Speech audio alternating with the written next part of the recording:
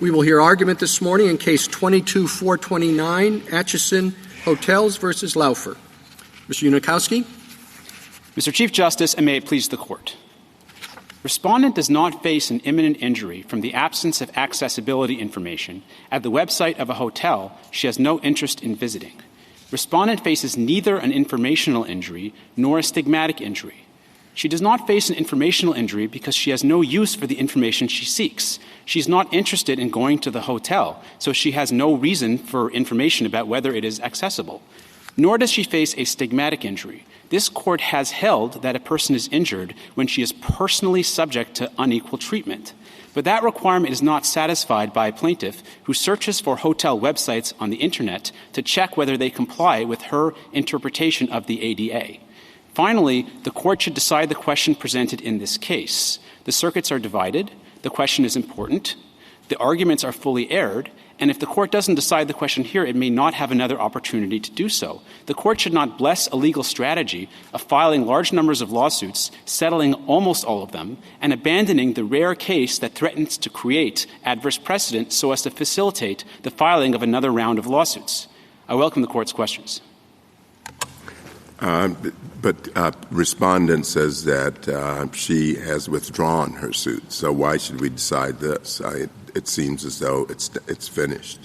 Well, respondent has withdrawn her suits. I mean, she hasn't promised not to bring new suits in the future, and if she doesn't, another plaintiff presumably will. Respondent's position is that any person with a disability with accessibility needs in America who visits a website can bring a lawsuit, so presumably another plaintiff will come forward and start bringing the same Do you things. admit, though, that it would be easier to simply moot this out and wait on a suit that is still pending for another round to discuss standing? I'm actually not really sure it would be easier because I think that even if the Court does what respondent asks, it would still be a significant precedential decision. I mean, the Court would essentially be blessing the legal strategy over our objection of filing large numbers of lawsuits and abandoning them at the last minute, and that, I think, would create a template for future plaintiffs to rely upon. So, I'm sorry. I don't understand. You admit that this plaintiff is not entitled to monetary relief. Yes. The hotel is owned by a different entity now, correct? Correct. And so you would need a new plaintiff and you would need a new defendant. Well, Your Honor, to get a decision that's not advisory. Because what you're saying to us, the issue is important. This plaintiff gets nothing. The defendant has to be different because it's a different entity running it. So tell me why it's not moot, and tell me why we wouldn't be just giving an advisory opinion. So if there was ever a live controversy, it's definitely moot at this point. We're not disputing that, Your Honor. What we're simply saying is that there was never a live controversy in the first place, and the Court should therefore so hold. In other words, the Court should say that whether it's moot is sort of immaterial because from day one there wasn't a case or controversy. I'm sorry. I don't know why you haven't answered my question. Why isn't this purely advisory once there's no longer a live controversy between the parties before us? I don't think it's an advisory opinion at all, Your Honor. Both parties agree that the correct disposition of this case is to hold that there's no Article III case or controversy. We simply disagree on the reasoning for that. Well, there's prudential doctrines. Standing is one of them. Mootness is another. But I'm unaware of any case where this Court had a standing and mootness issue and decided standing rather than mootness first. Your Honor, I'm not sure there's been a case in this particular configuration that's arrived at the Court before, but I don't think that there is a dispute. In this case, the Court has the jurisdiction to decide either of the articles. Well, we had yes, we can decide either. And so I'm asking you, in what case have we ever done this before, decided standing, which is a substantive question when there's no live controversy before us? So I don't think the Court has decided on this particular constellation of facts, a standing issue. But again, both parties agree that there's no case or controversy. The only question is why. I suppose logically standing is an antecedent question to mootness, right? you can't have something moot until you have a case. That's correct, Your Honor. I think that the first question the court should decide in the case is whether there is a case or controversy in the first place. The concept of mootness almost presupposes that at some point it wasn't moot. And we think that there was no case or controversy in this case from day one. That's the question the court granted certiorari. Right, but we've never done that before is what I understood your answer to Justice Sotomayor to be. So if it's sort of a logical antecedent, why hasn't this court set it up in that way? It would seem to me the question is, which is the easier resolution? And so to the extent that you both agree that this is moot, why isn't that just the end of it? Well, Your Honor, in terms of not having done it before, it's very unusual for a plaintiff for a respondent who prevailed in the Court of Appeals to abandon her claim in the Supreme Court. That comes up very rarely. And I don't think I've ever seen a case quite like this one where the seeming purpose of the abandonment of the case is to allow other plaintiffs. No, I understand that. But when it happens, their cases do get mooted. And when it happens, the defendant's ordinary course of affairs is to argue mootness. Please dismiss the case. It's over.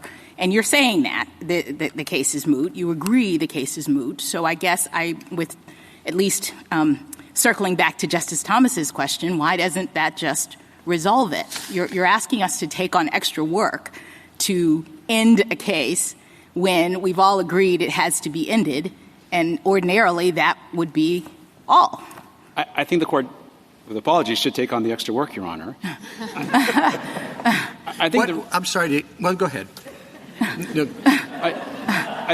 I think the reason it should decide the standing question in this case is that I think the court should have institutional concerns about the strategy of abandoning cases at the last minute, especially if it's going to set a template for future plaintiffs to do the same thing. Isn't the remedy for that Munsingware, though? I mean, shouldn't your answer be moot the case and vacate the lower court ruling to the extent there is one against us? I don't think that's good enough, Your Honor, because first of all, the First Circuit's case is still going to be persuasive authority to all district courts in the First Circuit who are going to know that if the case goes back up, then presumably— But that's what the Munsingware remedy is about, isn't it? I mean, it's so that you don't suffer any harm. We vacate the lower court opinion because if you're right, there's some kind of tactical strategy here, and then we all go home. Well, remember that Ms. Laufer's victory in the Fourth Circuit remains binding precedent in that court. And I just think this case is different because it's part of a broader litigation program of bringing hundreds and hundreds of lawsuits. That's what I think makes this case unique. May I follow up on — I'm sorry. I was just going to say, I'm as concerned as anybody about our workload, but why are you sure that — which one's easier? I mean, on the one hand, you have the standing question. Maybe people will think that's easy or maybe not. The mootness question is whether or not a plaintiff can moot a case to manipulate the jurisdiction of this court. I mean, the mootness papers weren't filed until after the petitioner's opening brief. And we certainly have the authority under our precedent to decide if you have two jurisdictional issues, which one to do first. And in terms of, I think it's a difficult question as to whether or not somebody, particularly when you have a program of litigation like this around the country by people who may or may not have standing, can manipulate the court's jurisdiction by, after the court's granted cert, mooting out the case. I agree with that, Your Honor, and I think that if the court were to write a precedential decision addressing or agreeing with respondents' theory of how this case should be resolved, presumably the court would address our objections as well. Counsel, in this case, this plaintiff has dropped all her actions. The lawyer who did this strategy has suffered disciplinary proceedings. She's represented she's not going to use him anymore. So, yes, there may have been a bad tactic in place, but you're ascribing a motive to other people before it's happened. And in every other case, I don't think every case suffers from this same set of failings. I agree 100%, Your Honor. We are not suggesting that all testers or all testers' counsel have acted unethically. The only person who's subject to a sanctions order in this case is Mr. Gillespie, who's the local counsel in the District of Maryland. I think that in other cases with other plaintiffs, I'm not suggesting there's going to be false statements to courts and opposing counsel, but the fundamental program here is to file large numbers of lawsuits and settle almost all of them. Even, ethical ADA lawyers do that, and I think the court should be concerned that whether that's permissible will not see the bright lights of appellate review if the court blesses a strategy of banning these cases in the rare situation where the defendant decides to litigate the case all the way up, and there's a possibility of adverse precedent. Mr. Unikowski, I'll return to our workload for a minute. Often when we're in the district court, I see this as a prudential issue, and I've thought a lot about it because, I think it's a difficult prudential call.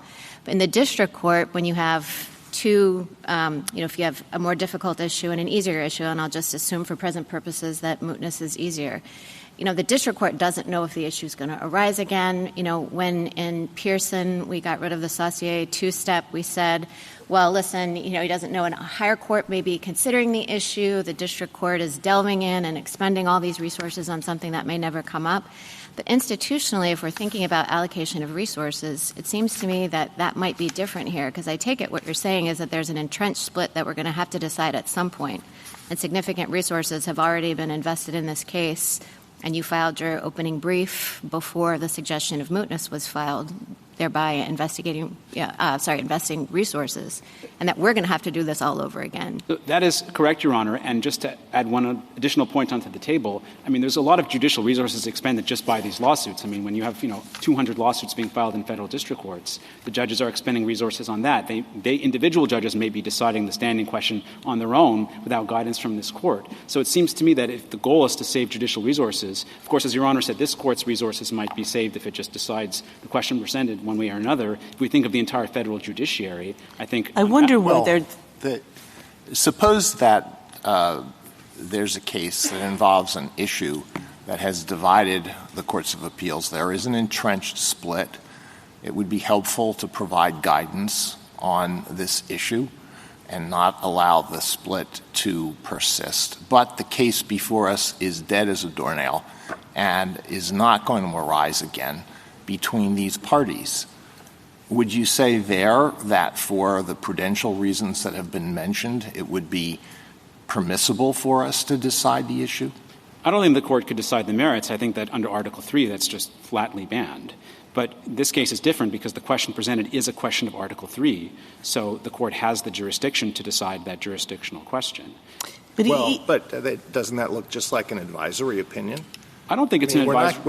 We would not be addressing anything that is of relevance to the case that is before us. We would be addressing an issue that should be resolved.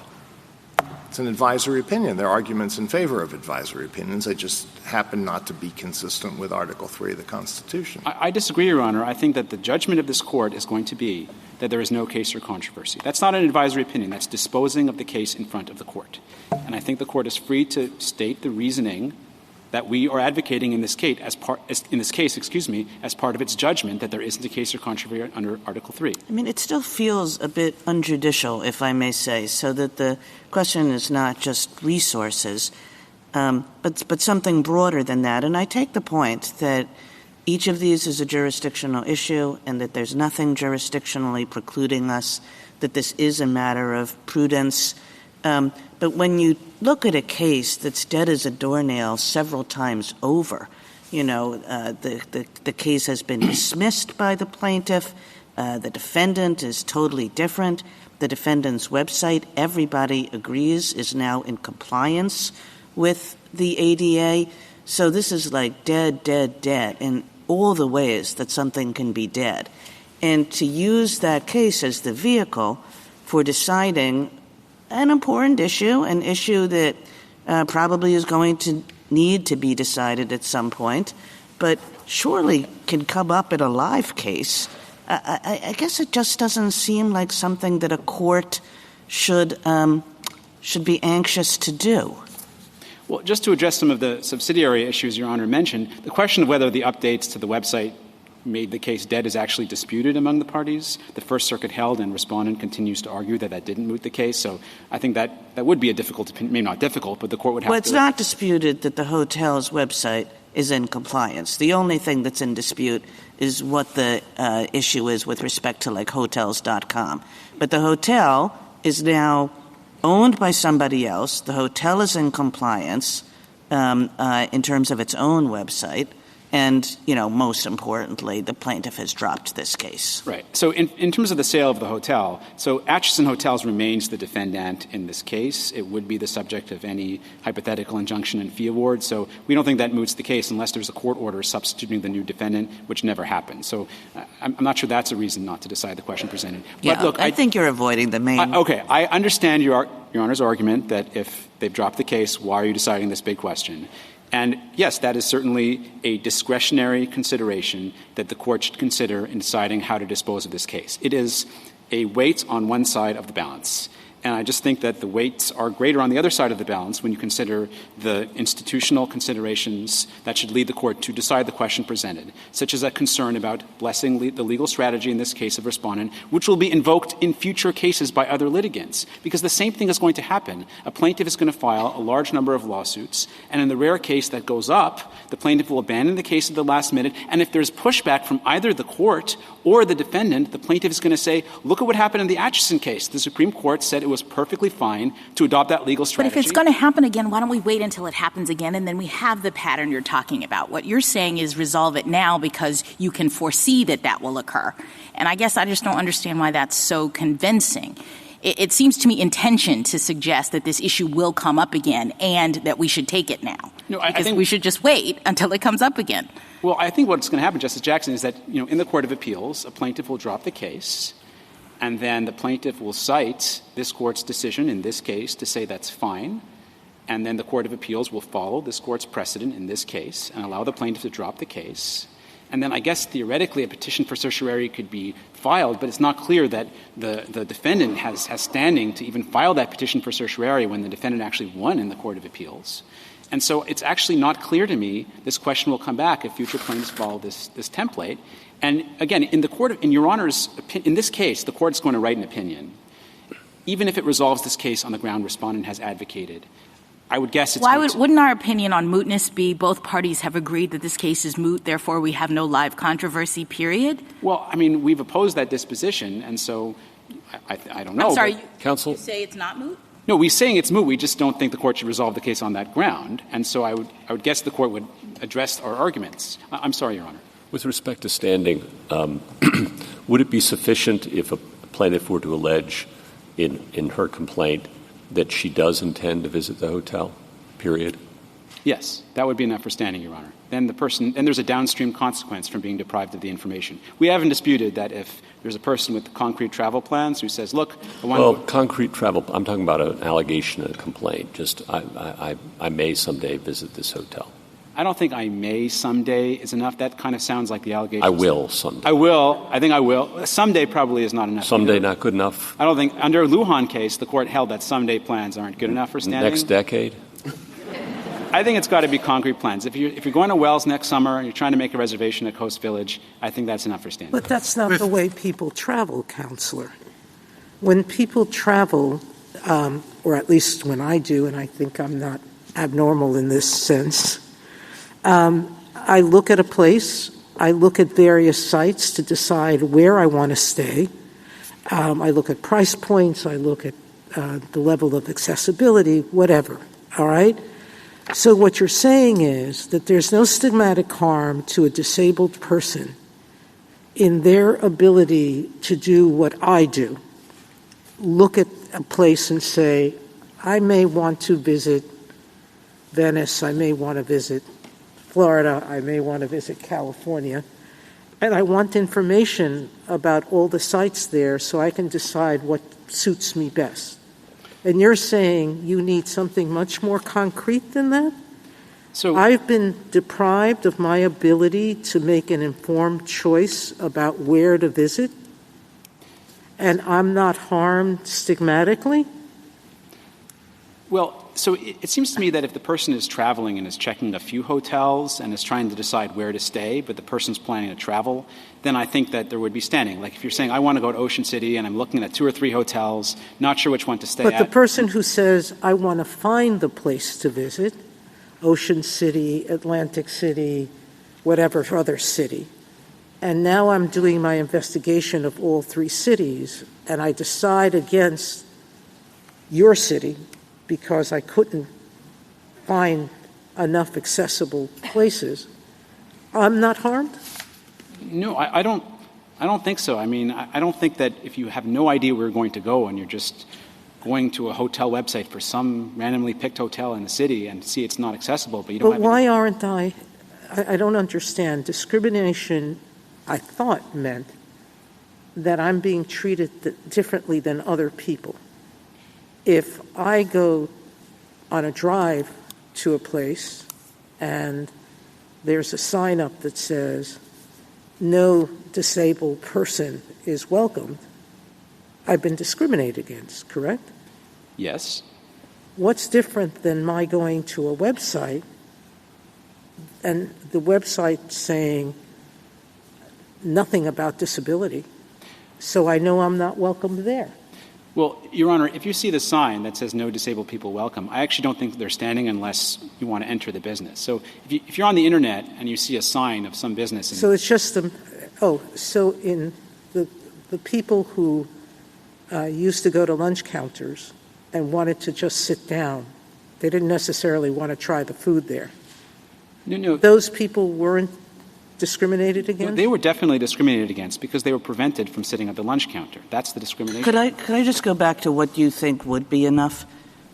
So if a person said, I'm checking out, I'm trying to find a fully accessible hotel in a small, great beach town. Mm-hmm. So they're looking at a bunch of things, trying to find a fully accessible hotel in the kind of beach town that they want to go to.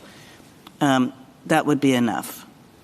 May I answer the question, Your Honor? Please. Yes, Yes. Please. I think that would be enough, Your Honor, yes. Okay. So not concrete travel plans, but, some indication that you're seeking this information for a purpose. Well, I think it has to be a little more just than a generalized purpose. If you're planning to travel, if you're not decided whether to go to Ocean City or Rehoboth or Bethany Beach, you're checking your options in all three of them, then I think that probably is enough. I don't think you have to say that you're going to this specific stretch of road in Ocean City. Thank you, counsel. How many hotels did Ms. Laufer contact in how many different places? Depending on how you count, because sometimes lawsuits can count as 2 or 1, it's definitely more than 500 and perhaps more than 600. So if she alleges that she may well go to this particular hotel, you would be able to challenge the veracity of that allegation, right? Yes, Your Honor. That happened in this case, in fact. There's a declaration in which respondent said she would take this long road trip to Maine and other places, and the court basically found that not plausible. Okay, thank you. Justice Thomas? Justice Alito? In fact, she did, however. She did take a long trip. Ultimately, the record shows that she took a trip to Maine, yes, Your Honor. You have a statement a couple of times in your brief. You say you're not challenging the use of testers in ADA litigation, and principally distinguish this case to one where there's an attempt to enter a building. So I guess I'd like to hear what you mean by that, and what you think would be permissible, and why it's different from this case. That's right. So we've distinguished the scenario where someone is actually trying to physically enter a building, and but for the accessibility barrier, the person couldn't enter. And that's because we understand the inability to access a building as a traditional Article III injury, regardless of the motive for entering the building. So suppose that you were trying to enter a hotel, but you didn't really want to stay at the hotel.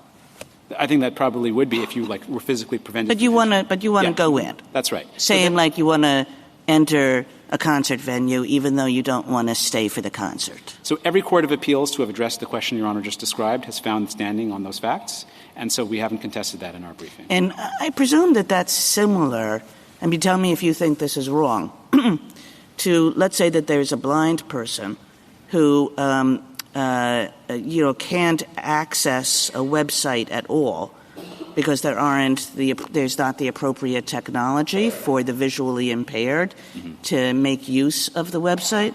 Would you say also that that's sort of like the person who wants to enter a building, and the visually impaired person is in fact a tester and is just checking out different websites?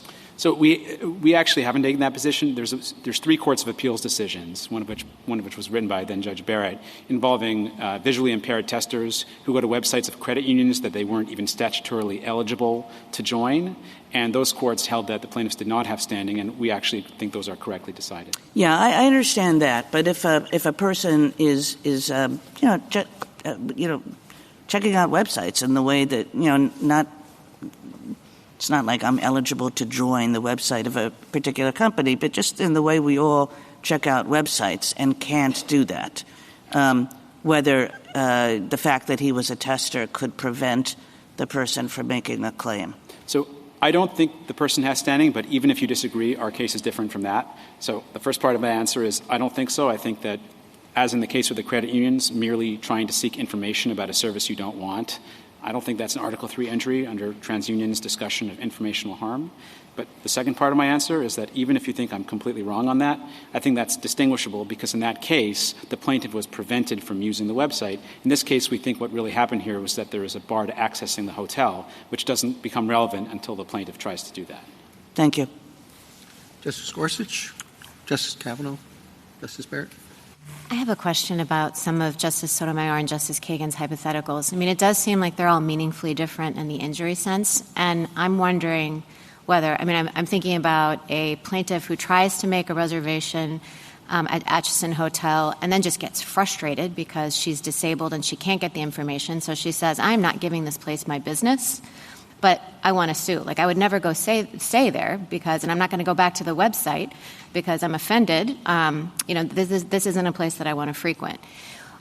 Do you think that person has suffered an Article III injury? Yes, but they couldn't sue because you can only get an injunction. Injunction relief. Yeah. Okay, so that's my question. You're not taking the position that my plaintiff hasn't suffered an Article III injury, but you're saying here that the forward-looking piece of it is because you have to show that you have standing for the relief that you seek, and the ADA only permits an injunction. The injury has to be in the future, correct. Okay, thanks. Justice Jackson?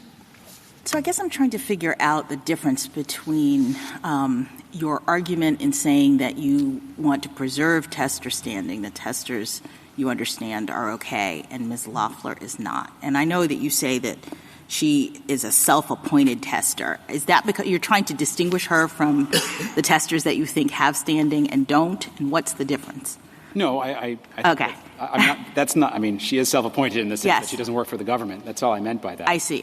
But other testers who themselves are self-appointed would have standing. It depends on the particular facts. I guess I'm trying to ferret out whether what's really hard here is drawing the distinction between a tester who actually experiences discrimination even if they don't really want the service subjectively, right? So this is Justice Sotomayor talked about the people going to lunch counters.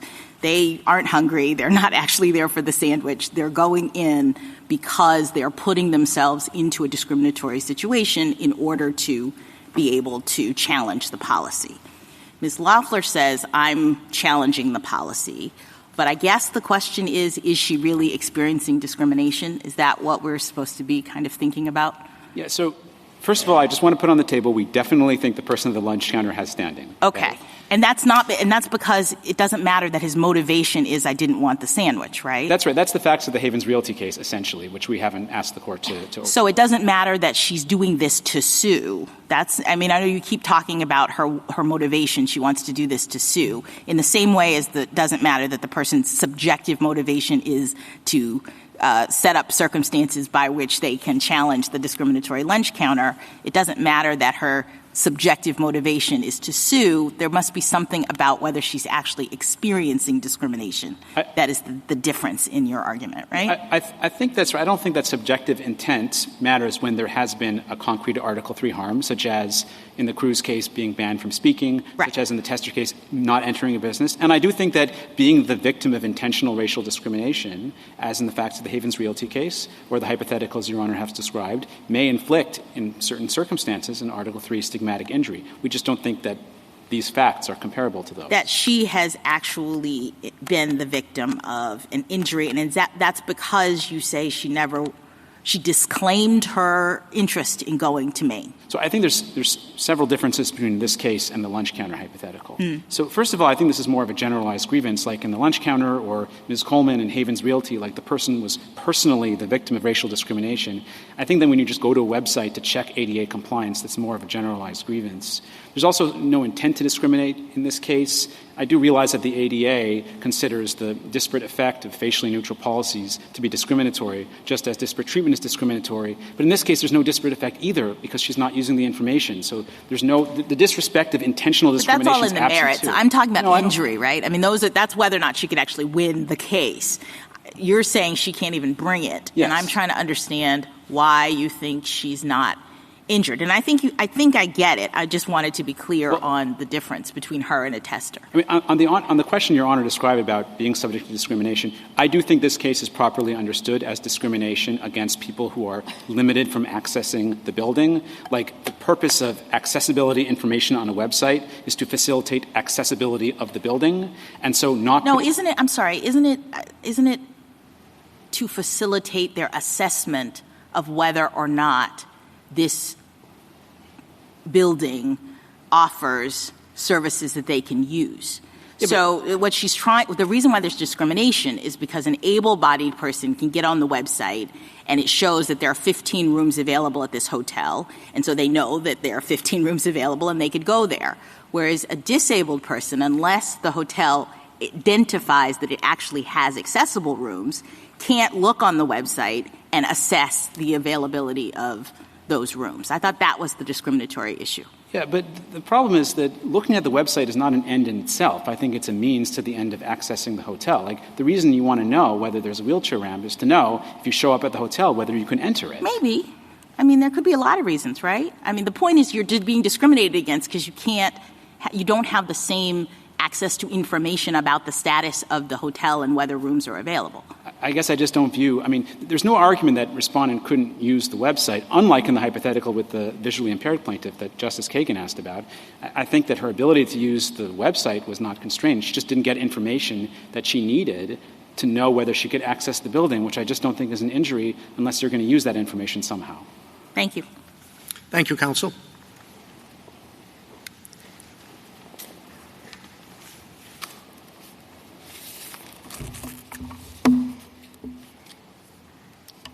Ms. Ross?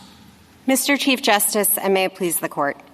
As the questions this morning make clear, this is an unusual case. At the time we filed our brief, we flagged serious concerns about whether the case was moot. Now, as I take my friend to agree, it's clearly moot. We have not only a plaintiff who no longer seeks to litigate her claims, a defendant who no longer owns the hotel, but also a website that is no longer lacking the relevant information. Rather than decide the more difficult standing question in this highly artificial posture, the Court should exercise its discretion to vacate the First Circuit's decision and dismiss the case as moot under Munsingware. At a minimum, if the Court exercises its discretion to address standing, it should hold that respondent lacks standing for a narrow reason. Her claim to standing depends on her view that Title III and the reservation rule give her a freestanding right to information, akin to the right to information about housing in havens. But the ADA and the reservation rule are narrower. They give individuals with disabilities a right to information in connection with the equal enjoyment of a hotel's reservation service. Because Ms. Laufer has not alleged that she would use that service in the future, she lacks standing. I welcome the Court's questions. You're not saying that we don't have jurisdiction over the case. As I understand you, you're simply saying that we should exercise our discretion not to decide the standing issue. That's correct, Justice Thomas. When the government was on the receiving end of this type of a dismissal of a complaint in district court after the court had granted certiorari in Carnahan, we specifically laid out our thoughts on this issue, specifically that the court does have discretion to decide either the standing or the mootness question first. But there we said, it makes sense, given the artificial nature of the case, once the plaintiff has dismissed her claims, to decide mootness, while leaving on the table, the possibility that in a future case, you might choose to decide standing. But I think for the reasons I was just explaining, that this is not that future case, because it's not just sort of artificial in the way that any case in which a plaintiff who has dismissed her claims will be artificial. It's sort of extra artificial for the reasons that Justice Kagan was pointing out. You're confident that the mootness question is easy.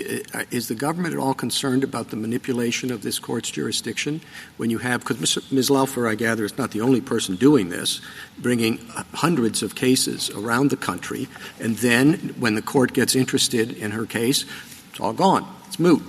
Doesn't stop any of the other dozens of people, however many there are, who's doing the same thing. So we may have to come up with another case as soon as this one, if it's not addressed, and then that one will be mooted. And we can't sort of keep granting cert and having it constantly being mooted with never a determination of whether they're standing in those variety of cases. I mean, you may think that that's not necessarily easier or harder than the standing question, but it's certainly not one that we can just toss off with the back of our hand, is it?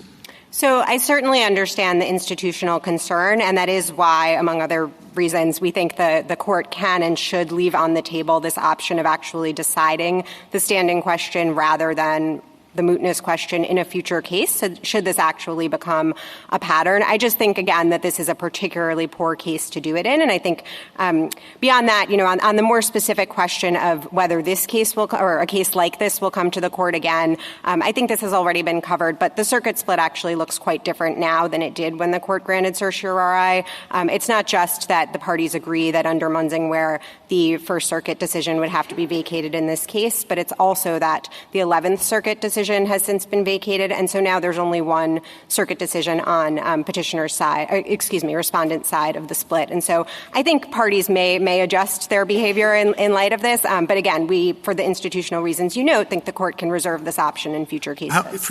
Reserve the option. How many times do we have to do this? The next case that comes up in the same posture as this, should we let that one go too, because maybe it'll be the last one? Or should we address it here? So I certainly understand the concern, Mr. Chief Justice. Again, I think it's not just that this is the first case. It's really that this is sort of moot to the third. I mean, it has a plaintiff who has dismissed her claims, a defendant who no longer owns the hotel in question, and a website that everyone agrees has been updated. And if you look at the First Circuit's decision, the reason why the First Circuit thought this case was not moot was this third-party issue with respect to Hotels.com and other third-party websites. But under the regulation, it's the hotel owner whose job it is to inform those third parties about accessibility information, and we don't even have that party before the court to tell us whether that has happened. I think the Chief's question was, next time we shouldn't do this. Do you agree? I think certainly I would have to know more about what it looks like next time, but I think the whole point, obviously, of the court reserving this ability would be, or recognizing this ability, really, because they're both jurisdictional questions, would be to allow you to say, yes, we're going to go to standing in the next case. Do you think it's relevant that the reason the split looks different, too, is also perhaps strategic behavior on the part of the respondent? Because didn't she go to those other circuits and then dismiss her claims and ask for the decisions to be vacated?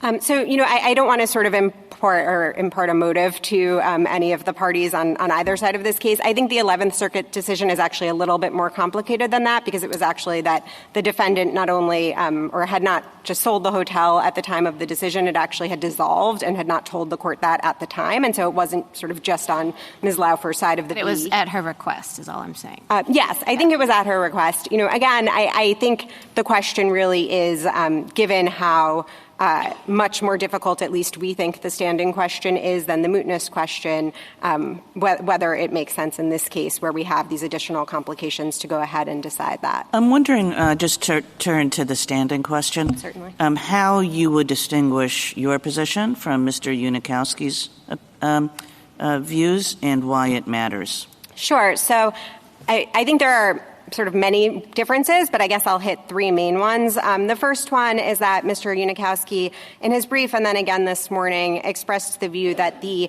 reservation rule is really about access to the facility under the ADA. We understand it a little bit differently. There's, of course, some element of access to the facility in there, but the statute When you say the facility, meaning the hotel? The hotel, the physical place of public accommodation. The statute also guarantees people with disabilities the equal enjoyment of the services of a place of public accommodation. And so I think how this cashes out is that on Mr. Unikowski's view, I think if you have a hotel like this one that has no accessible rooms, then a plaintiff can never have standing based on the fact that they didn't tell you that on their website because you couldn't go there anyway.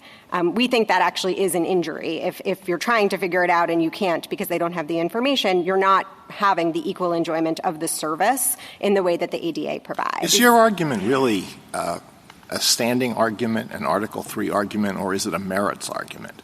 You're saying that when Title III and the reservation rule are properly interpreted, then Ms. Laufer doesn't have a claim.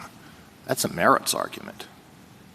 So, Justice Alito, I appreciate that the analyses sort of overlap in this area, and I think the reason why that is so is that this court has specifically recognized that what Congress does in terms of creating rights and causes of action is relevant. I think the phrase this court used in TransUnion was, due respect, obviously Haven's other cases. And so I do think there's some overlap, but we do think the way this comes to the court is that discrimination is an Article III injury when somebody personally experiences it with respect to her rights. And let me give you a hypothetical of the sort that our former colleague, Justice Breyer, might have asked. So let's say I am driving to a dog show, and I am transporting my champion St. Bernard, and I want to check into a hotel with my dog. And they ask me, is it a service dog? I say, no, it's not a service dog. Is it an emotional support dog? No, it's not an emotional support dog. Well, they say you can't check into the hotel because either we don't allow dogs at all or we don't allow dogs that weigh more than 100 pounds. And I say, well, you're violating the ADA, and I sue under the ADA. Now, do I lack standing? Have I not suffered an injury in fact because I can't get this hotel room and I can't have my dog, my champion St. Bernard, with me in my room? Or do I just lose because the dog isn't having the dog without it being a service dog or an emotional support dog is not covered by the ADA? So I think you might just have a merits problem there if I'm following it correctly, but I think it's a little bit different because the harm that you're alleging in that case is the harm from maybe the person was mean to you, you just really wanted to bring your dog, whatever it is. I think the way that this case is pitched is that the right that Ms. Laufer claims gives her standing is the violation of the statutory right to information or the violation of the regulation. And so we sort of have to know what the statute or the regulation provide to decide whether she is, if I could just finish the sentence, in an analogy to sort of an Allen versus Wright case, we have to know whether she is the person who's personally experiencing the discrimination or she's the person who's sort of across the country hearing about it. And to know that, we have to know what the right to the non-discrimination right is. Thank you. Justice Thomas? Question about you. Justice Sotomayor? I'm a little confused. In your brief, you say Ms. Laufer has not alleged that she used, attempted to use, or planned to use the INS reservation service. That's your brief at page 19 to 20.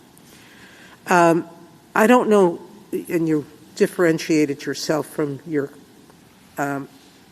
colleague by saying he thinks that if she wasn't going to use the place at all, she doesn't have standing, and he'll answer that, okay? But does that mean that you're saying no tester could ever have standing? Certainly not, Justice Sotomayor. We just think that you have to look at the service that's being alleged rather than the So if I could give you a physical analogy, I do think it makes it a little bit easier. Here, if you had two people who drive up to a store and they find that there's only stairs, no ramp, and one of them drives away and the other says, I'd really like to go into the store, but I can't, I think that first person has the person who says, I'd really like to go into the store, but I can't, has standing. The person who drives away does not have standing. Neither of them actually has to say, I would buy something. Was her problem that she didn't say, I didn't go into the website? If she says, I'm surfing to see how many websites I can find information in, is that what her problem was? That she didn't try to make a reservation? That she didn't look at the reservation? I don't understand. When do we get to that point? Sure. So I think when we get to the point where she has an injury is when she says, just as the physical tester says, I would go inside. When she says, I would make a reservation or I would use this information to consider making a reservation, because, we certainly take the points that were expressed earlier about people who are considering whether they're going to go to the place and are trying to figure it out. But I think the difference here is that Ms. Laufer was doing this. She had no use for the reservation service itself. She had no interest in actually even completing that transaction. It's so hard because I think what we're trying to do is to say that the website somehow is different than the physical entry or attempted entry. Because we agree in Blue Haven that the couple wasn't intending to rent. They just went and asked for information, and not Blue Haven, I'm sorry, Haven Realty. And they got turned away, and you're saying that we shouldn't write this to overturn Haven Realty. Certainly not, Justice Sotomayor. So what's different than my going to the black couple went to the door of the place, asked for information. A disabled person goes to a website, which is, in my mind, the door to the hotel, or at least a telephone to the hotel, and is being told, no, you're not welcomed here because we don't have accessible rooms here. Basically, it's almost a negative, which is if you don't give me the information, you're telling me that it's not accessible to me. So I agree with a lot of what you've said, Justice Sotomayor. I think the distinction comes between the way that the statute at issue in Havens was written, which was it is unlawful to falsely tell any person that there is no housing available for a discriminatory reason, essentially, whereas the and so it doesn't matter whether you're going to rent the apartment, does not matter at all. I think here the reservation rule is much narrower than that. It does provide a right to information, but in connection with actually making a reservation. So if you go to pages 9A to 10A of our statutory appendix where the regulation is laid out in full, the title of it is Reservations Made by Places of Lodging. The requirements apply with respect to reservations made by any means, and all the way through to, the exceptions and the effective date are based on reservations. And so I think it's not this sort of anybody in the world gets information in quite the same way that it was in Havens. But again, completely agree that Havens 1 should not be overruled. I heard my friend to agree with that. And also that, we're not suggesting that the person who actually does want to make a reservation doesn't have standing. I wanted to give you an opportunity, if you hadn't completed your list of things that are different between you and Mr. Unikowski, to do that. But I also want to ask whether the first difference that you mentioned, which is you're focusing on the reservation service and he's focusing on the hotel or other facility, might introduce a kind of gamesmanship with respect to tester plaintiffs, that you go and to the website and you make the reservation and 2 days later you cancel the reservation and you've said, hey, I made a reservation. What's your problem? Of course I have standing. Sure. So I'll take those in order. I think to finish the list, and I appreciate the opportunity, the second one is that I heard Mr. Unikowski to suggest, both in the papers and today, that there might be sort of a particularization problem simply because this is on the website. We disagree with that. I mean, I think if an individual experiences the discrimination on a website because they are actually trying to make a reservation, as this Court has said in other contexts, the fact that an injury is widely shared does not mean that it's not particularized. And then the third point was, again, about this question about, what counts as discrimination. I think I more so in the brief, and so I don't want to attribute too much of a difference here, but I think we think it's very clear that Congress defined discrimination to include the failure to make reasonable modifications. And so the fact that, someone can say, well, my website has, the same information for all comers, and she wasn't sort of personally picked out to have different information, I think is no answer to the idea that this is real discrimination under the ADA. And I think that's a concept that this Court has recognized in other areas. So, for example, in the religion context, obviously in cases like Abercrombie, the Court has made clear that, it's not enough to just have a neutral, no head covering policy. You need to make an accommodation to treat people equally. To the gamesmanship point, I think that our test for standing will be narrower than the one that the Court of Appeals adopted. I think there will be fewer testers. I don't think there will be no testers, and I think that's just a consequence of the fact that this statute does provide a right to anyone who's trying to use the service, and we don't take a step back and look to their motive. But I do think to some of the questions that came earlier, the lower courts will have ways to ferret some of that gamesmanship out. For example, if you say, I would have made a reservation on this website, but it turns out that when you see compliant websites, you never make a reservation, then a court might say that's not a credible allegation. Similarly, I think hotels will have an ability to change how difficult it is to make a reservation and then cancel it. And so it might not be credible to say I would have made a reservation if, in fact, I would have had to put down my deposit up front and I couldn't get it back if I canceled it later. Justice Gorsuch? Justice Kavanaugh? Just in the wake of your discussion with Justice Alito, I just want to make sure I'm clear on your position under Article 3 in our precedents. You agree that one could have a cause of action but no standing, correct? I think that flows clearly from this Court's decision in TransUnion and Spokeo, among others. Okay. And you agree that one could have standing but no cause of action? That's also correct. Okay. Justice Barrett? So I just want to make sure that I understand your colloquy with Justice Kagan.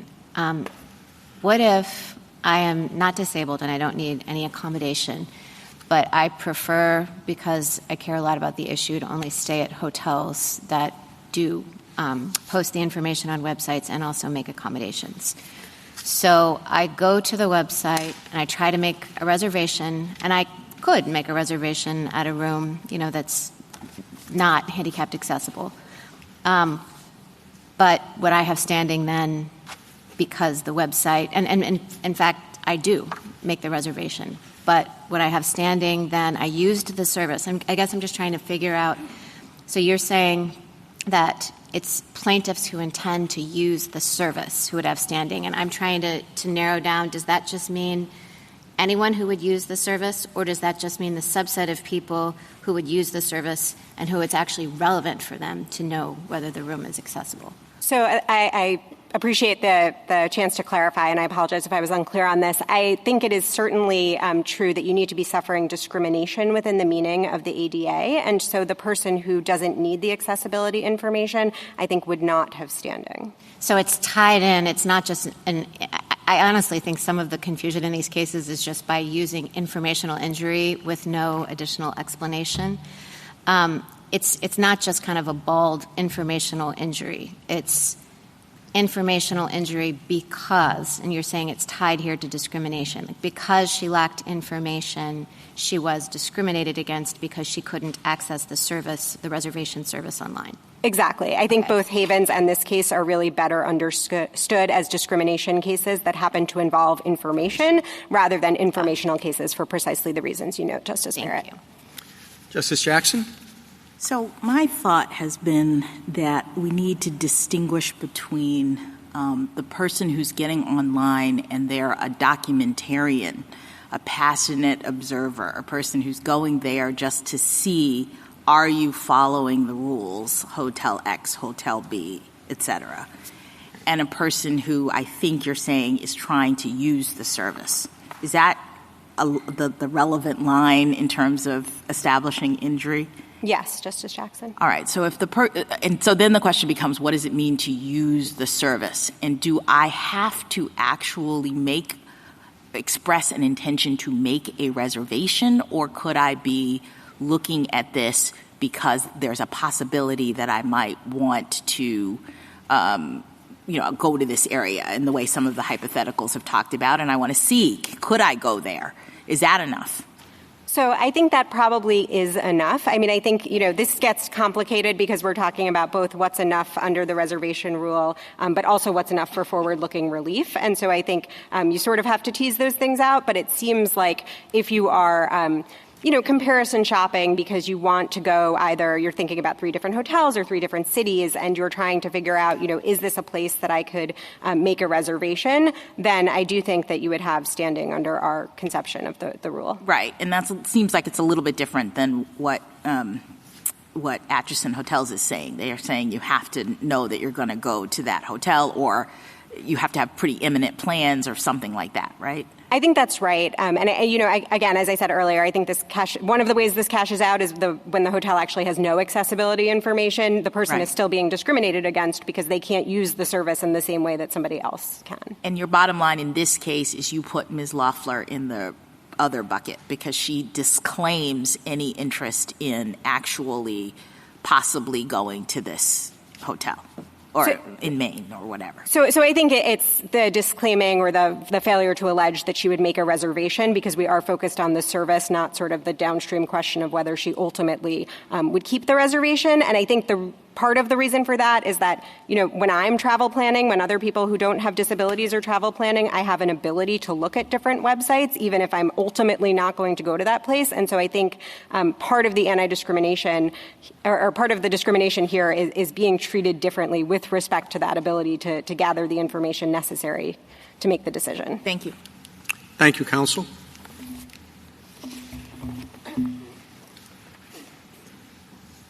Ms. Corcoran? Mr. Chief Justice, and may it please the Court, there is no serious dispute that at the time Ms. Laufer filed suit, Acheson provided no accessibility information on its reservation website, thereby excluding disabled people from using its online reservation services and engaging in unlawful discrimination under the ADA.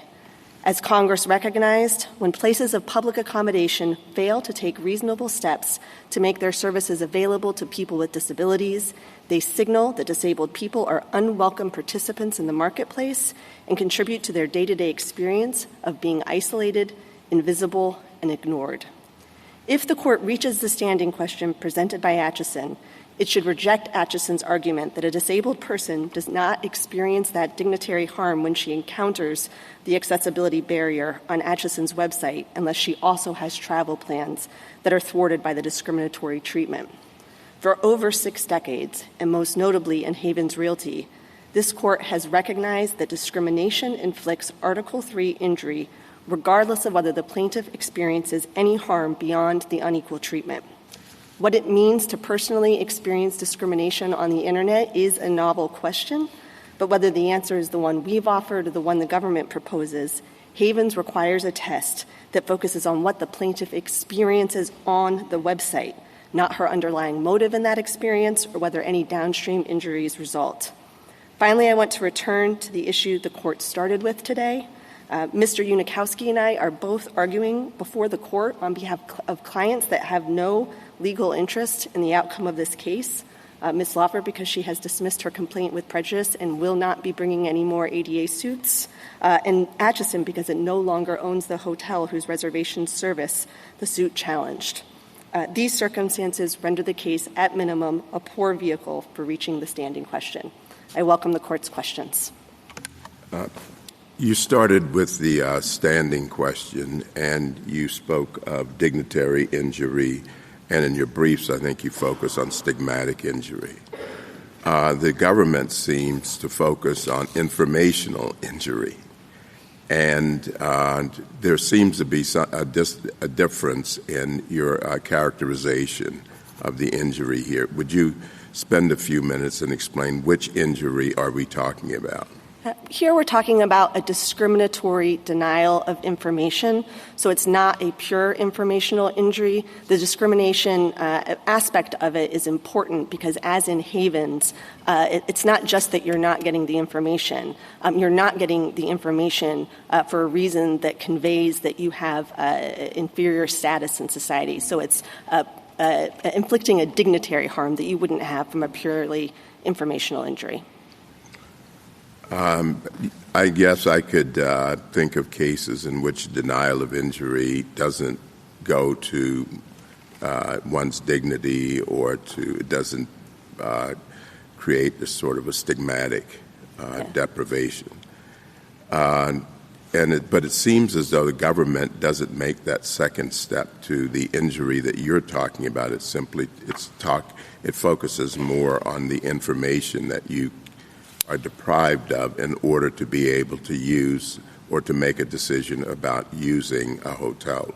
I think the government's brief does talk about this Court's jurisprudence on dignitary harm and discrimination and the fact that the Court has never required any downstream consequence for a discriminatory injury. And that's certainly the approach the 11th Circuit took on this issue.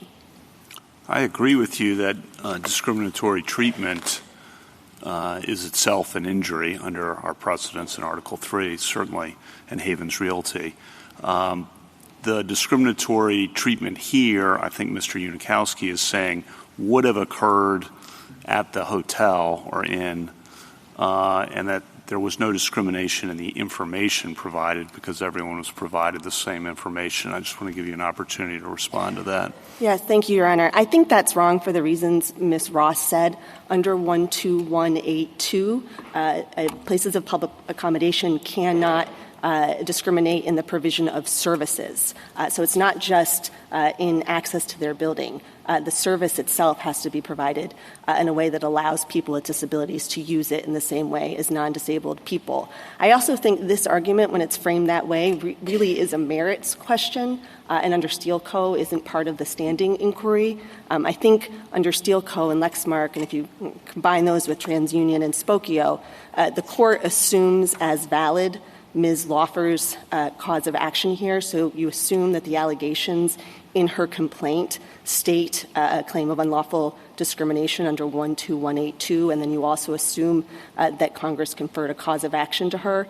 And then the question is, did Congress act within its constitutional authority when it provided a cause of action here? I think Mr. Unikowski is saying, particularly in the briefs, this is an Allen versus Wright kind of case, not a Havens Realty kind of case. And the distinction between those two cases, Allen versus Wright, as you know, someone in Hawaii can't complain about discrimination that's occurring in Maine. Havens Realty, you actually personally experience the discrimination yourself when you're, as Judge Barrett said in Casillas, when you're lied to because of your race. So why isn't this case more like what Allen versus Wright described there? The plaintiffs in Allen v. Wright were challenging the IRS's failure to enforce a provision of the Internal Revenue Code that required it to withhold tax-exempt status from discriminatory schools. The plaintiffs in that case had no private right to the IRS complying with the law. They were seeking to enforce a public right. And in those circumstances, they had to show that they were personally injured by the IRS's noncompliance. But I wonder whether there isn't a broader principle at stake in a case like Havens. I mean, here your client has disclaimed, has said, I'm not intending to go on vacation at all. I'm not intending to go to any hotel. I'm not intending to use the reservation service at all, to look for accessible hotels, to reserve at accessible hotels, to go to accessible hotels. I'm not doing any of that. So tell me how she is discriminated against by the inaccuracies on this website. The reason that the case comes to the court in that posture is because injunctive relief is so elusive when you're talking about concrete travel plans. As was noted earlier, Ms. Laufer did amend her complaint in this case to say that she was going on this long road trip. But when the case was on appeal, she had already gone on the road trip. And so that's why when we say she's disclaimed any intent of going on a trip, it's because by the time the case was on appeal, she had already gone on the trip. Well, that's the case that's before us. It's a case that before us with a stipulation that she's not using the website for any vacation purposes. That she's and I think that your brief reads like this too, that the harm is well, I'm not sure. You tell me. The harm is just I'm a person with a disability, and I see that there is inaccurate information about accessibility, and that itself harms me, even if I have no plans or less than plans. I'm just not thinking about vacations at all. Yeah. So I'll start by saying that the reason all of these tester cases, or really any of these reservation rule cases are going to be in that posture is because you can't have concrete or even somewhat concrete travel plans and get an injunction in time. So that's why these cases have been just generally litigated in this way, in this pure tester posture. But the injury here, again, it's not just a denial of information. The day-to-day experience of being a disabled person is to have your world be very small because our marketplace, our places of public accommodation just ignore you. They don't see you. They don't recognize you as a potential customer or as a member of the marketplace. And so when Ms. Laufer goes to the website and she sees that she's invisible, that they are not even acknowledging her. Well, suppose she goes to the website and rather than look at accessibility information, she goes to the website and she looks at lots of pictures of places and says, oh, this one doesn't have the required ramps. And again, she's not going to those places. She has no intent of going to those places, but she sees that they don't have the required ramps and she brings suit then. Does she have standing to do that? Because I think that that's pretty similar to what is going on in this case. So she does not have standing based on the pictures because she's not encountering the accessibility barrier herself. Well, I don't know. It's like right there. I mean, if you're saying it's how you experience discrimination, and I can understand that, but I'm experiencing that sense of being excluded when I see that all these hotels are set up to exclude me and others like me. There might be some sort of Article 3 argument there, but Congress certainly hasn't provided a cause of action there unless you actually have plans to go to the hotel. And I want to go back to just to pause there for a moment. It sounds to me like you're edging right up to the Solicitor General's test. Am I missing something?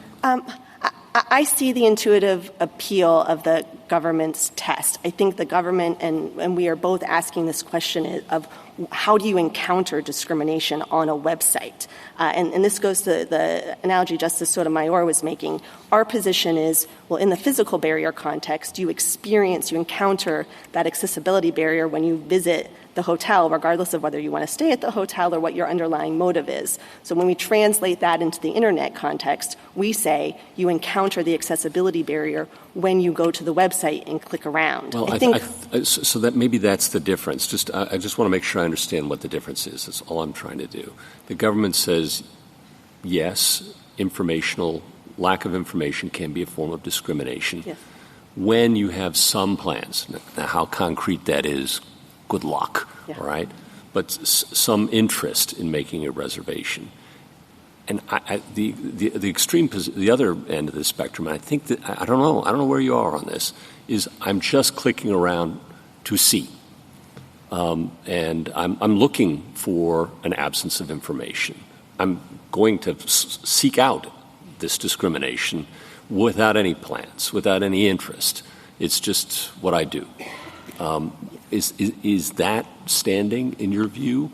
Yeah, so I think that is the distinction between our position and the government's position. So the government what's wrong with the government's position? So I think so just to articulate what I think the government would say about your hypothetical is the government says you have to use... Not my hypothetical. Yeah. The government says you have to use the website in some way. So they would, I think, say our position is akin to driving by the website, and they want you to engage with it and actually make a reservation or engage with it in a way that shows you're considering making a reservation. We say in our brief, I'm not sure that distinction holds as a practical matter. Judge Newsom made this No, I'm not sure that's going to be much of a pleading barrier if you were to adopt the government's position versus your clients, I think. But I'm just trying to understand what the real difference is, if there is any, or whether you're comfortable with the government's position. I'm comfortable with the government's position so long as it's understood as an inquiry into what you experience on the website and not your underlying motive for being on the website, right, and not whether you experience any downstream injury as a result of being on the website. And I think that's the real problem with Acheson's position. They are attempting to upend, I think, how this court has always defined discriminatory injury, which is the injury is in the dignitary harm. You don't have to show some sort of downstream consequence. I appreciate that, but just so I've really got it. The government says the motive's irrelevant. We don't care why you walk in, but we have to have some further engagement rather than just I'm spending the afternoon clicking through these things because that's what I do. Yes, I think that's right. They think our clicking around is equivalent to driving by and that making the reservation. Something a little bit more. Yeah, I think that's right. And you're comfortable with that? I'm comfortable. I think it's compatible with Havens. Okay. Right? Yeah, thank you. Well, that's what I'm wondering, and this, I think, is Mr. Unikowski's argument, and you've said it several times, that it's the discrimination you experience when you go to the website, there's the encounter on the website. And I think that distinguishes it from Havens, where the discrimination was right there.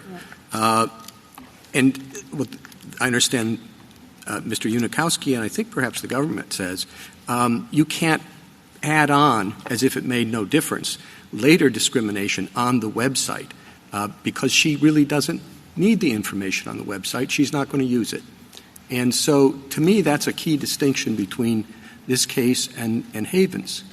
Well, in Havens, Ms. Coleman didn't need the information either. Well, but I mean, the actual discrimination was against her. Yes. Right? And that's all you needed. There was the information that was given there and her request. That's the end of the case. Here there's more. It is, as you say, discrimination on the website. We don't have that when she just goes in, calls the hotel. She's not on the website. And it seems to me that takes it out of the initial encounter.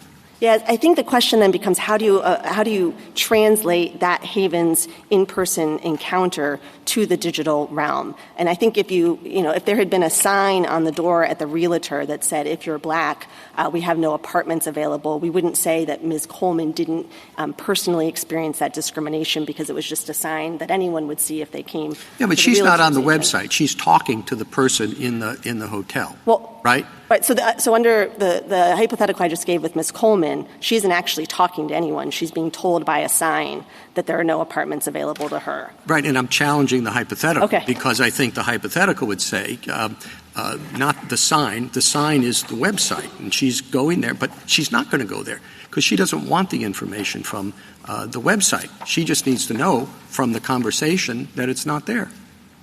Sorry, you're talking about Ms. Coleman now just needs to know, or Ms. Laufer. Ms. Laufer. So I think that what Ms. Laufer experienced on the website is similar to Ms. Coleman confronting a sign that says no apartments are available. In both scenarios, Ms. Coleman had no interest in getting an apartment. Ms. Laufer had no interest in Ms. staying Corcoran, at the hotel. can I give you another hypothetical that I hope will clarify things a little bit? So suppose we have an African-American lawyer, this is back in the 60s, segregation time, 50s, 60s, who is across the street from a restaurant, and they know that the restaurant is not serving black customers through the front window. And at this time, the law says you're supposed to be, and they're not. They're making these people go around the back. And he's obviously upset about this. He feels the dignitary harm of seeing this happen. But he somehow disclaims that he ever would have gone to the restaurant, ever wanted to go to the restaurant, etc. Is it your view that he would have standing to sue because he sees this discrimination occurring, but he's also said, I would never have subjected myself to that? And he's seeking injunctive relief, not damages? Yes. Yes. So under those circumstances, if you're not going to ever go up to the counter and ask for food, then you don't have standing. So why isn't Ms. Laufer that person? Because Ms. Laufer has did allege that she would go back to the website and confront the accessibility barrier. The important thing about But she's not confronting the barrier if she's not asking for food. I mean, she sees the barrier. I think this is where the breakdown is, I think, right? She's not like a tester who actually went to the counter. They didn't really want the food. They were only doing it to challenge. Motive is irrelevant. We all agree that person would have standing because they actually went there and they experienced the discrimination. I want to know why she isn't the lawyer looking out the window across the street, seeing this happen. And how can you say that he's confronting the barrier? Because she went to the website and she engaged with the website. So he goes down, he goes out across the street, he's standing there. He goes. He's not just looking from across the street. He's literally right there at the counter because he wants to document this happening because he has in his mind, I really want to stop this, I'm going to sue. Right. But he never goes to the counter to ask himself for the food. Yeah, so I think Ms. Laufer is in her circumstance, when she goes to the website and she engages in the reservation service, she is encountering that accessibility barrier. Right. But I think the government's position, if that doesn't resonate, the government's position, I think, it works as well, again, and is compatible with Havens. Some of the amicus briefs raise the concern that everyone throughout the United States can sue every inn and hotel throughout the United States and use the phrase, I'm not saying I agree with this, but this is the phrase in the amicus brief, online version of offended observers.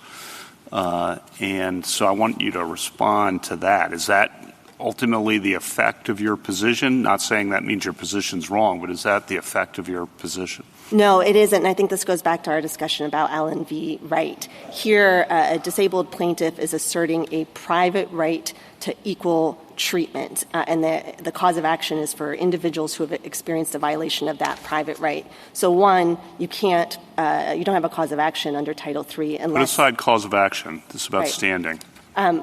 You have to be both disabled so that you're actually experiencing a discriminatory denial of information, and you have to have encountered the discrimination. So you can't just hear about it. I think some of the amicus briefs also refer to then could every disabled person throughout the United States sue every inn and hotel throughout the United States. Again, not saying that means your position's wrong, but following up, I guess, on Justice Gorsuch, I'm trying to figure out where that leads. I think any disabled person who goes to the website, whether they make a reservation under the government's rule, but they're engaging with it and confronting the accessibility barrier, would have experienced a violation of their private right under Title III. But that's not an extension of Article III standing. That's just an application of traditional Article III principles to the digital realm. It's just everyone's reach has been expanded, for better or worse. Right, and I think the interesting, difficult question in this case, maybe on the standing side, is do you actually experience discrimination when you go to the website and you can get all the same information anyone else can get, but you're experiencing discrimination because what would happen if you went to the hotel? Well, so I don't think it's the discrimination is what would happen if you went to the hotel. The discrimination is, we say in our brief, it's as if you went up to a reservation desk in a wheelchair and the hotel had a practice of just ignoring anyone in a wheelchair or telling them to call a number. There is a dignity harm in being treated as invisible and not as a potential participant in the marketplace. So someone who didn't go on the website but was aware of this would not have experienced it's the website that's, in your view, creating the discrimination. And then Justice Gorsuch referenced quite correctly, in my view, that pleading, it might be easy to plead some of this to get around this, but at summary judgment, of course, the facts would have to hold up that you intended to travel somewhere, right? Well, I don't think there should be an intent to travel. Right. No, I know. But right. If there's an intent to travel requirement, no one is going to ever have standing to bring these suits in any meaningful way because the trips are going to happen before you get your relief. I thought maybe we'd return. Sorry. One other one. In the reply brief, and I just want to make sure I have your answer on this. So U.S. v. Richardson's kind of a landmark standing case. In the reply brief, they say that U.S. v. Richardson would come out the other way under your theory if a plaintiff visited the CIA's website and observed that the information was absent. Do you want to respond to that? Yeah, so I think that's wrong for two reasons. One, again, that's a public right case, and also it's a pure informational injury. It doesn't involve a discriminatory denial of information. I was just going to return to the mootness point and Your Honor's concerns about manipulating the court's docket. I don't think that this is one of those cases. Of course, it is well established that the court can exercise its discretion on what to do here on a case-by-case basis. Here, we don't have a respondent who waited to hear what the court was going to do about granting review and then attempted to moot out the case. Ms. Laufer acquiesced to the court's review, and then there was this unexpected development that was deeply upsetting to her. She hasn't brought any of these suits, I think, in close to 2 years, and already wasn't planning on bringing any more. The allegations against Mr. Gillespie were pretty devastating to her, and she didn't want to pursue these cases anymore. And that's why we dismissed the complaint as moot. We were completely transparent with opposing counsel and the court about the disciplinary order and about Ms. Laufer's reasoning, and we acknowledged in our suggestion of mootness that we were not manipulating the court's jurisdiction, that it's free to reach the standing question if it thinks this case is still a good vehicle for doing so. And this is a highly unusual case in that not only does Ms. Laufer not have an interest in it anymore, neither does Acheson, because it doesn't own the hotel. Acheson has relied on Rule 25C, I think, in their petition for the proposition that they're still the right defendant. But all that Rule 25C does is provide that if an injunction issues, that it binds the new owners. If anything, that makes it worse, because the actual owners who are going to be bound by any injunction in this case aren't here, and we don't know what they think. But that injunction wouldn't apply to Acheson in any meaningful way. They don't own the reservation site or the hotel. And their only alleged interest in this case at this point is that Ms. Acheson now owns a different hotel. I think she takes the position that that hotel's reservation service is in compliance. And she might hypothetically get some lawsuit from someone else down the road. And I think this court's cases, Camerata v. Green and United States v. Juvenile, make clear that that sort of hypothetical future litigation isn't enough to avoid mootness. Thank you, counsel. Justice Thomas? Justice Alito? Justice Sotomayor? I have one question. Some amici say that the Internet, as you've been arguing, is an especially important place for disabled people because they rely on it more than anything else because of the physical barriers to get to places. Right. So the Internet is the way they travel to a lot of places to find information ahead of time. Are there any other common ADA claims that occur largely in the context of the Internet? Yeah. Outside of the reservation rule and the screen reader cases?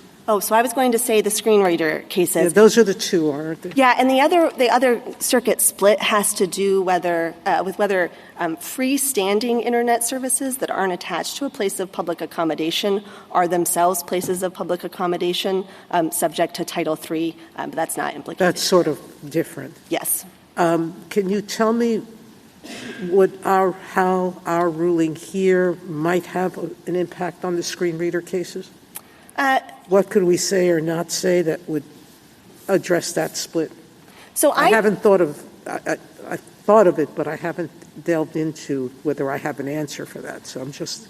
I do think that the credit union cases, and in particular Corello and the Seventh Circuit, are distinguishable because there you had a blind plaintiff who couldn't access the website, but there was an entirely independent reason that he couldn't fully enjoy it, and that was because he wasn't eligible to be a member. So that's an objective reason. It didn't have to do with his subjective motive or any downstream consequences. He wasn't able to enjoy it anyway and therefore didn't experience the discriminatory injury under Title III. So I don't think that what the court does here necessarily impacts what's happening there.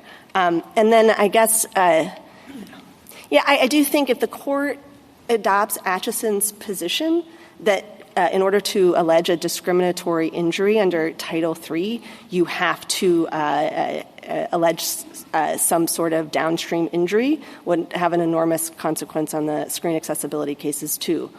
Okay, thank you. Justice Kagan? Justice Gorsuch? Justice Kavanaugh? Okay. Justice Jackson? Thank you, counsel. Thank you. Rebuttal, Mr. Unikowski? Thank you, Mr. Chief Justice. I'd just like to say a few words about the mootness issue and then a few words on the standing issue in which the court granted certiorari. On the mootness issue, I just think that in deciding whether to exercise its discretion to decide the question presented, the court should think about what's going to happen in the lower courts if it doesn't do that. So, first of all, in the Fourth Circuit, where Ms. Laufer's lawsuit or the decision finding standing is binding precedent, it's essentially going to be impossible or almost impossible for a hotel to ever challenge standing, because in the district court, the hotel would have to lose a motion to dismiss, litigate the case all the way to judgment, lose, appeal, lose based on binding circuit precedent, and then file a petition for hearing in bank or a cert petition. And, of course, if that happens, then the hotel will abandon the case and cite this case for the proposition that it's allowed to do that. So essentially, plaintiffs within that circuit will be able to bring lawsuits forever. In other circuits, like the First and the 11th Circuit, okay, if the court in Munsingware is this case, it's going to be persuasive rather than binding precedent. But, of course, persuasive authority may prove influential to the district courts. And even assuming that courts ignore it altogether, then you're going to have every single district court deciding this standing question in the first instance, which is going to lead to a lot of judicial resources being expended that would be saved if this case currently before the court is decided. So I think that if the court is concerned about expending judicial resources, they would ultimately be saved at the end of the day if the court decides the question presented. On the merits, just one word. I think that Justice Kagan's question about a plaintiff who observes an accessibility barrier on a website is the right way to think about this case. I think the lack of information about accessibility is an accessibility barrier in the same way as an actual architectural barrier is an accessibility barrier. In both cases, the plaintiff is deterred from going to the hotel. The lack of information deters the plaintiff from going to the physical building because the plaintiff doesn't know if they'll be able to get in, just as observing the accessibility barrier deters the plaintiff from going to the hotel because the plaintiff knows in that case that they can't get into the building. And so we think that those two cases should be understood the same way for purposes of standing. If going to the hotel is a requirement for the actual barrier, it should also be a requirement for lacking information about the barrier. So we're not seeking a far-reaching ruling abolishing tester standing or anything like that. We certainly haven't asked the court to overrule Havens Realty. We're simply trying to align the law of standing in this case with the law of standing in other cases involving architectural barriers. If the court has no further questions, we'd ask the court to reverse. Thank you, counsel. The case is submitted.